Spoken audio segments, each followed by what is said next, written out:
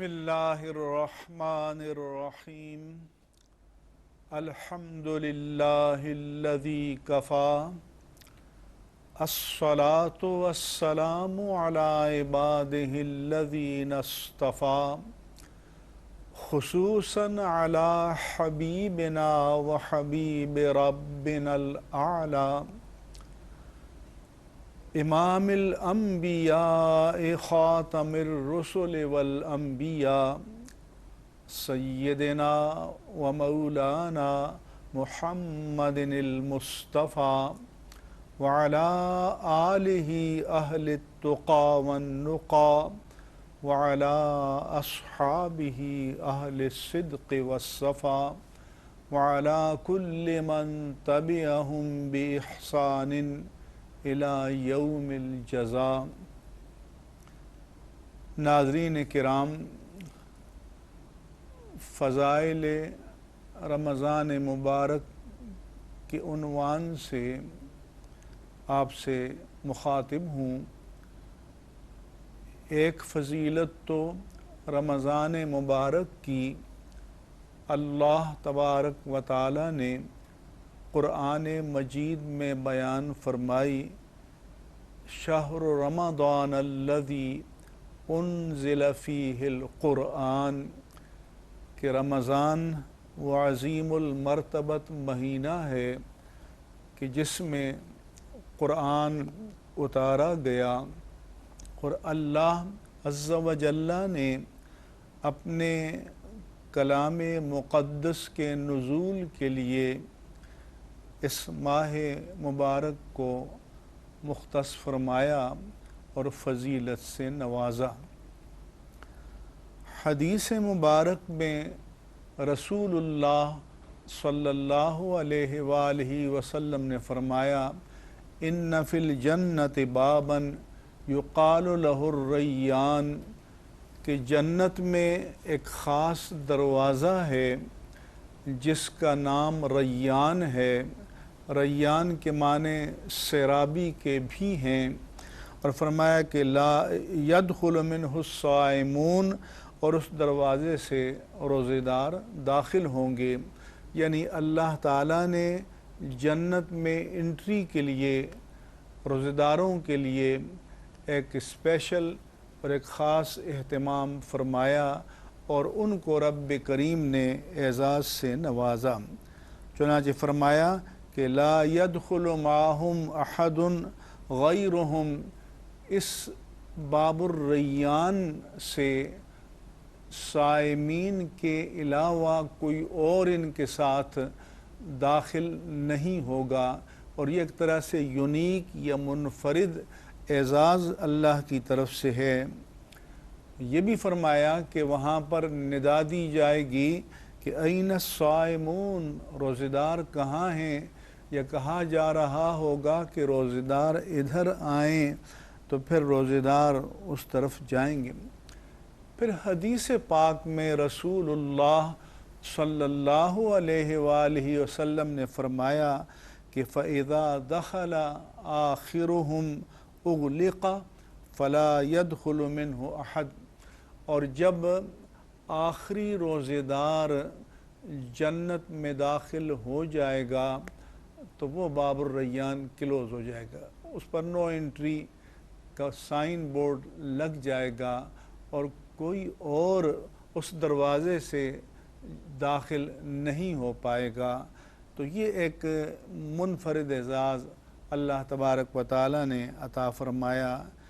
پھر یہ بھی فرمایا رب کریم نے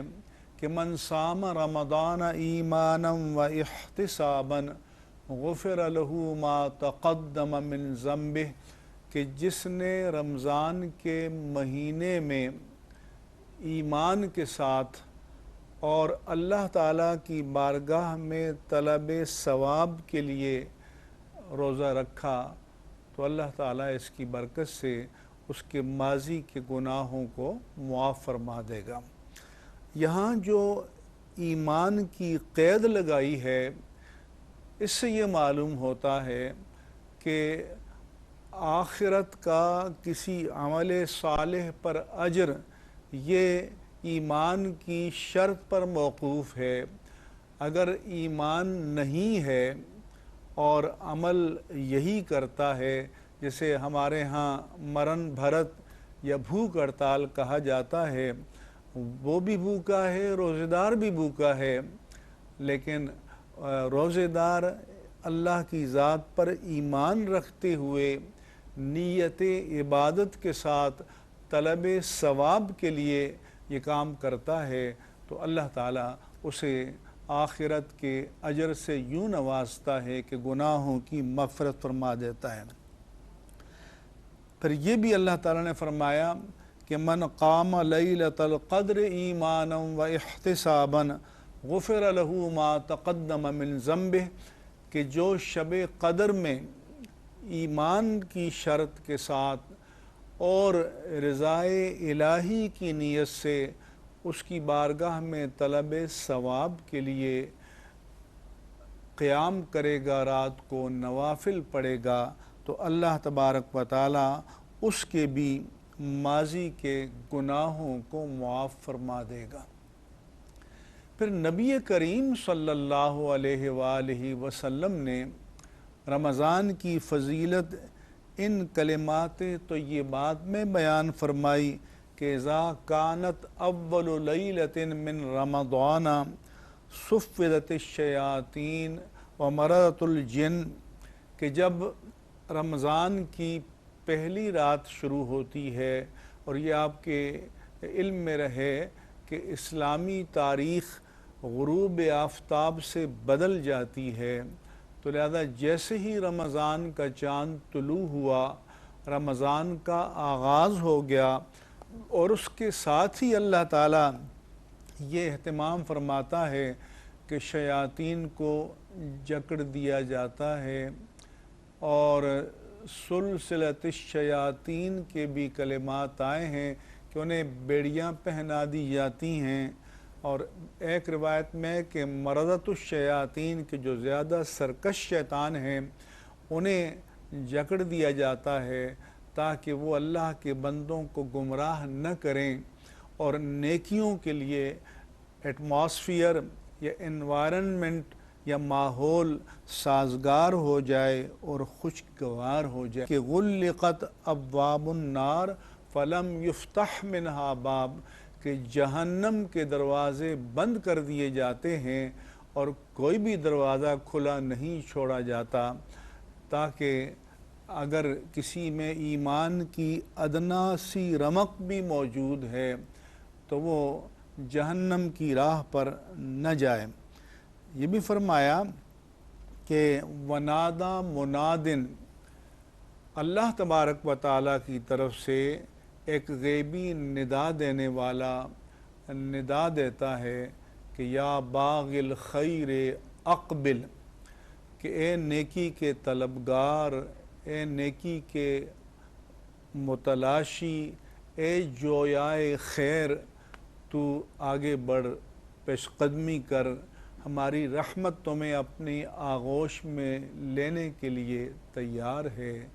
وَيَا بَاغِ الشَّرِّ اقصر، اور اے بدی کے طلبگار، اے گناہ کے رسیا، تو رک جا، کیونکہ یہ جو موسم ہے یہ نیکی کمانے کا ہے، یہ گناہ کمانے کا نہیں ہے۔ وَلِلَّهِ عُتَقَاءُ مِنَ النَّارِ، اور اس رمضان کی برکت سے جو اللہ کے بندے اللہ کی جانب متوجہ ہو جاتے ہیں تو اللہ کریم بہت بڑی تعداد میں لوگوں کو جہنم سے آزاد فرما دیتا ہے، یہ اس کا کرم ہوتا ہے۔ اسی طرح سے دوسری حدیث میں ہے کہ تفتح فیہ السماء وتغلق فیہ ابواب الجحیم، کہ آسمان کنایہ ہے، استعارہ ہے بلندی اور رفعت سے، اور یہاں اس سے مراد نیکیوں کے درجات میں بلندی، اور فرمایا کہ جہنم کے دروازے اس میں بند کر دیے جاتے ہیں، اور ایک کلمہ یہ ہے کہ تغل فیہ مرضت الشیاطین، کہ جو بڑے بڑے سرکش شیطان ہیں تو ان کو توق پہنا دیے جاتے ہیں۔ اور اسی طرح سے نبی کریم صلی اللہ علیہ وسلم نے یہ بھی فرمایا کہ فی الجنت ثمانیۃ ابواب، جنت میں 8 دروازے ہیں، اور وہ 8 دروازے مختلف شعبوں میں ایکسٹرا آرڈینری یا غیر معمولی نیکی کے شعبے میں کارکردگی دکھانے والوں کے لیے مختص ہیں۔ اور جیسے فرض کریں ایک مجاہد ہے اور اللہ کی راہ میں جہاد کرنے والے، اللہ کی راہ میں جان کو، مال کو، تن من دھن کو قربان کرنے والے، ظاہر ہے کہ ان کے لیے بھی ایک اسپیشل پیسج ہوگا، گزرگاہ ہوگی۔ تو اسی طرح سے اللہ کی بارگاہ میں روزے دار کے لیے بھی ایک خاص گزرگاہ ہوگی۔ جب ہم ان احادیث پر غور کرتے ہیں اور ان کا مطالعہ کرتے ہیں اور ان کو پڑھتے ہیں تو ایک سوال ذہن میں آتا ہے، جو کامن سینس جسے کہتے ہیں، کہ جب اللہ تبارک و تعالیٰ کی طرف سے اس قدر ماحول کو سازگار بنا دیا جاتا ہے کہ جو شر کے، برائی کے، معصیت کے موٹیوز ہیں یا ترغیبات ہیں یا تحریصات ہیں یا اٹریکشنز ہیں یا کشش ہے، تو اللہ تعالیٰ اس کا راستہ بند کرتا ہے، اور جو خیر کے موٹیوز یا خیر کی